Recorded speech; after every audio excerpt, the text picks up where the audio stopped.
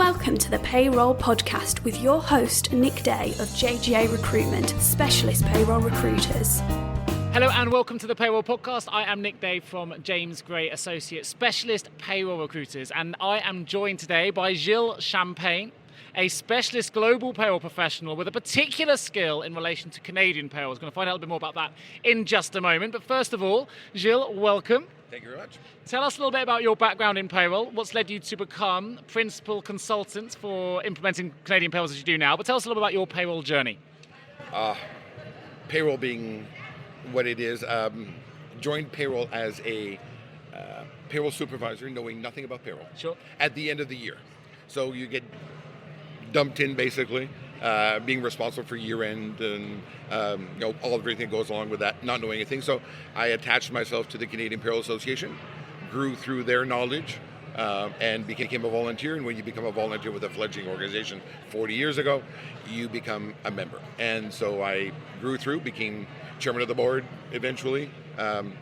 I've tried to back away a little bit, but when you've got payroll in the blood, you sort of never leave. So about 8 years ago, I set up a consultancy. There was a niche that I thought was not well served, and it's managing Canadian payrolls from abroad. Sure, so managing right. payrolls from outside of Canada. It's hard enough managing in country. I just felt for all of these poor payroll professionals all over the world who are managing Canadian payroll without having the hands-on knowledge of being able to do it. Sure. So I basically set that up, and it's been a great ride so far. And it's quite a niche skill, but so people are clear. If I was running a UK payroll operation and I had a payroll that came, my business grew or inquired a Canadian payroll, exactly. Your specialist skill is implementing Canadian payrolls for companies based outside of Canada. Correct. So it's the compliance part especially. Sure. So it can go from registering to setting up your HR policies, if you're setting up from scratch, not acquiring, into actually setting up the actual payroll. And it's platform independent. I don't run, yeah, sure. So it's just platform independent. So making sure you're compliant, and that's basically what you need to do. So what's the biggest Canadian compliance challenge that the Canadian Payroll Association or Canadian payroll businesses, if you like, are struggling with at the moment? If you're a national entity in Canada, you have to abide by 200 laws and regulations. Wow. Okay. And so keeping up with that is the utmost challenge because they are forever evolving. A change of government, federal or provincial, we have 14 entities to deal with, one sure. federal government and 13 provincial or territorial governments. Whenever there's a change of government, usually liberal to conservative, they will very often go and change the employment standards, which means you have a more liberal vacation policy or you have a little less liberal vacation policy. And so minimum rates of pay will change, vacation allowances will change, new taxes will come up. And so keeping on top of that is a challenge, even for us in Canada. Sure. So is this your first time to Congress? Are you, okay, tell us a little about your reasons for coming and your experience of Congress so far. I'm part of the Global Payroll Management Institute. Sure. Being a non-American kind of thing.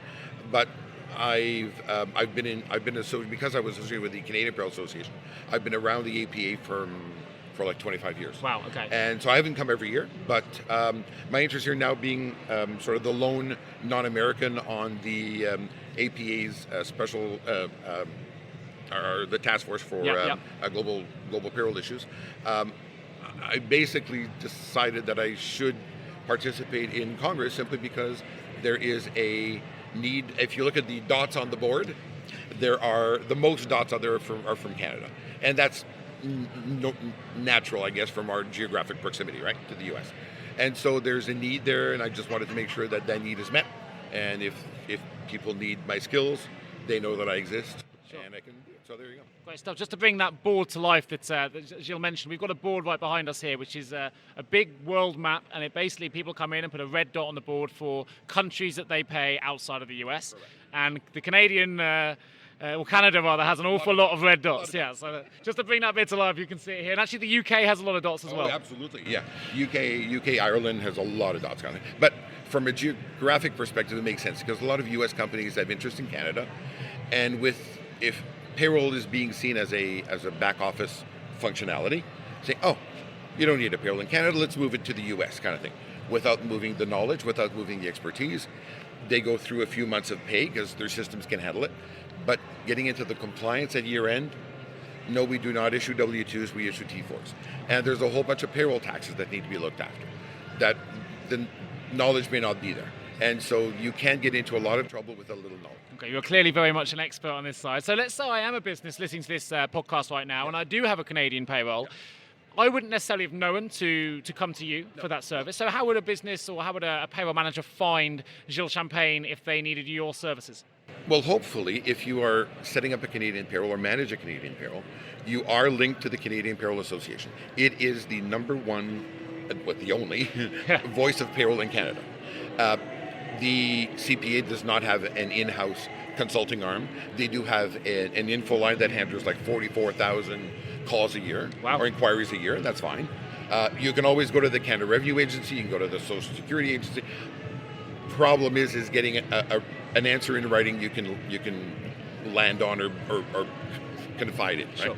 So the CPA or the APA will, if you are interested in getting some kind of assistance with your setting up your Canadian payroll, we'll farm it out to a number of professionals that we have listed, and I'm one of them.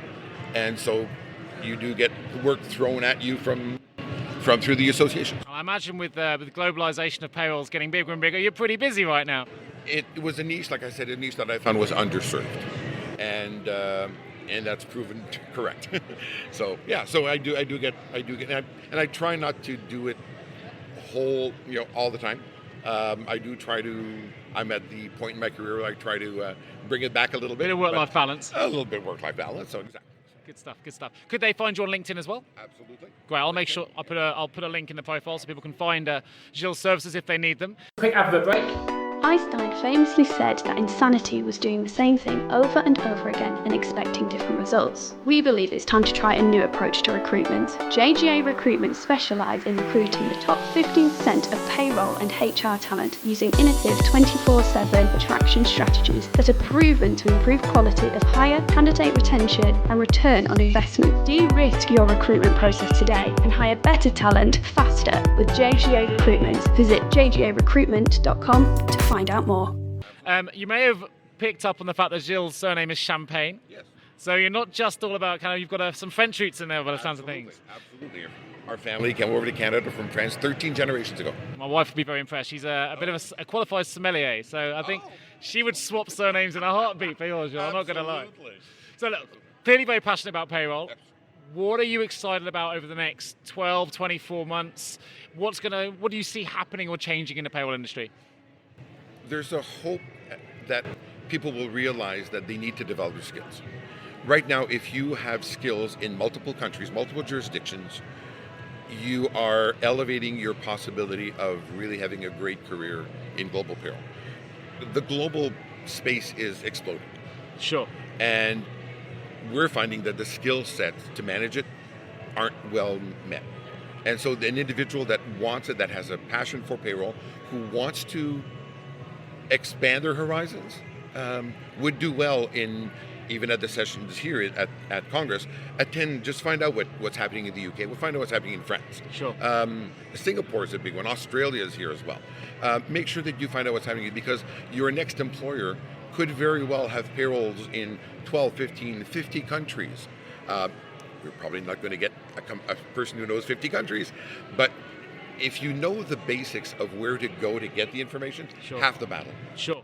No, I think that's brilliantly put, and absolutely true. And we've got some great vendors here. I've spoken to several who actually support over 140 countries. So the expertise is here if you need to find it. Absolutely. Now, I don't know much about payroll as a career choice in Canada, but I know certainly in the UK, and I understand from my chat in a different podcast with John Charleston that it's the same in the US, but we are struggling a little bit to get new millennials and other young professionals into the payroll industry.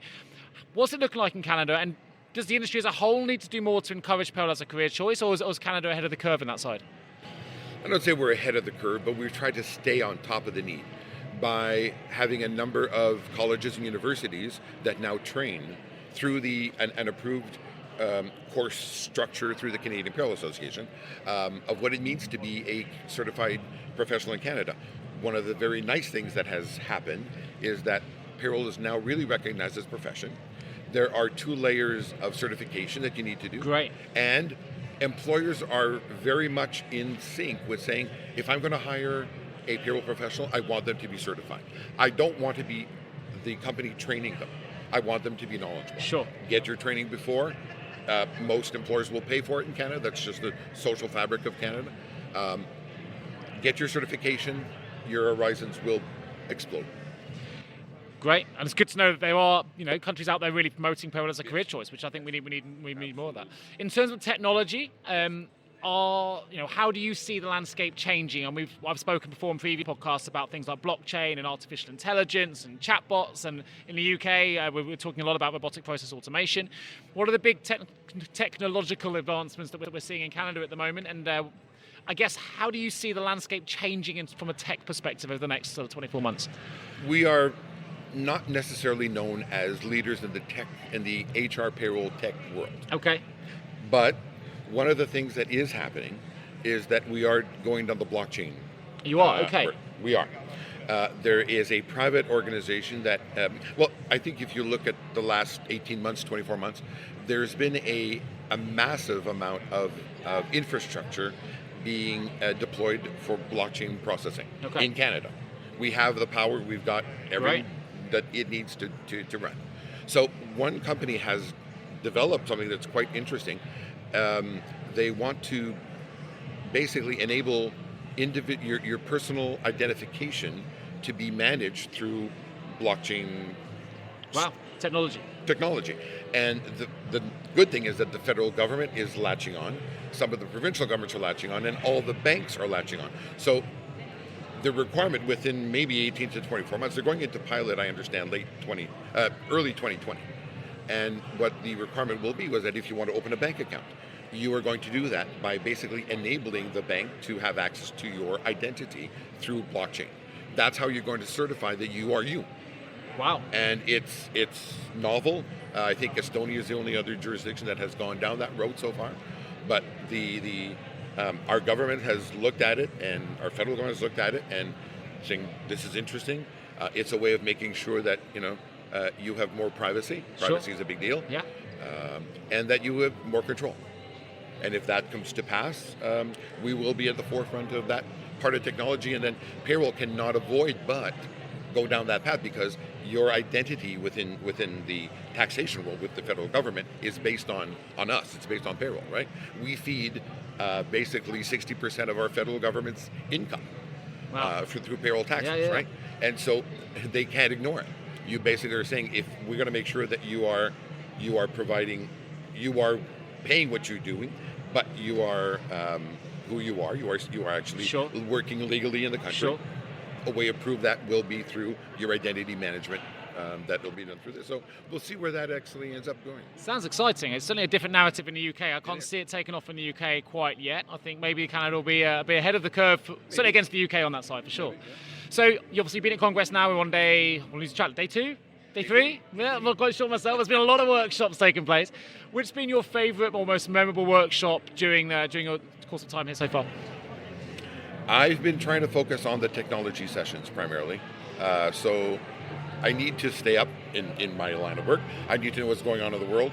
And so I've been focusing on what's coming up, the whole, how are we going to get involved in the Internet of Things? Yes. How is payroll going to get involved with 5G? Mobile computing has come to payroll, but not in a big way. Agreed. It is there. And it's coming. It's not necessarily been adopted yet. Sure. A lot of software offerings have been adapted to it, but little adoption. Sure. And so I think in the next few years that will be where we go. Mobile computing being the big one. We are slaves to our iPhones and our iPads, and more we need timely information. If you have a very geographically dispersed workforce, it'll be even more important that they fill out or report time, job costing, whatever, in the minute as it's done. Sure. And so if they can do it on their iPhone, they can do it on their iPad, any mobile device which will take advantage of the new 5G technology, better, faster, more ubiquitous, is going to be good for us. We get better data quicker. That's what our world is about. we have to pay people on time, accurately, every time. Perfectly put, and that's basically what the role of the payroll professional is, right? And it's using technology to make that more accessible and a bit easier and make our lives a little bit easier as well. Yep. But it's been an absolute pleasure. We could probably talk about payroll tech and Canadian payroll all day long, but it's been really good for you to join me today. So thank you ever so much for joining me on the podcast. I guess the last question I'm going to leave really, because I think it's a good way to finish, is if you could sum up why you love payroll, why you're so passionate about payroll, why you've come all the way to the US to learn more about payroll, how do you sum that up? Can you sum it up? Yes, in a sense, because Canada, US differ a little bit this way. We have about, from our last survey of the Canadian Payroll Association, roughly 44% of our population lives paycheck to paycheck. The APA, through their studies, say that from an American perspective, 78% live paycheck to paycheck. Wow. What we do is really, really important. Most families would be impacted severely if we did not get the money into their bank accounts when we say we would, in the amounts that they're promised. And so to our best reaction to all that is basically not hearing any complaints from the staff. No one ever calls payroll and says, gee, thank you for getting my pay into my bank account. Absolutely right, that does happen. But to be able to say that, we have met the needs of the population, we are not the ones that are impacting their lives. They can go ahead, live their lives, do what they need to do their work without worrying about where the money's coming from, is just, it's a service. If you want to call it a public service, but it is just something that I feel very passionate about, that we need to do. We need to get more of. My son has just joined the payroll profession. Excellent. From a technology perspective. Excellent. But he's heard me and lived with my passion for payroll for 30 years, and so it's gratifying to see that he's going down that road.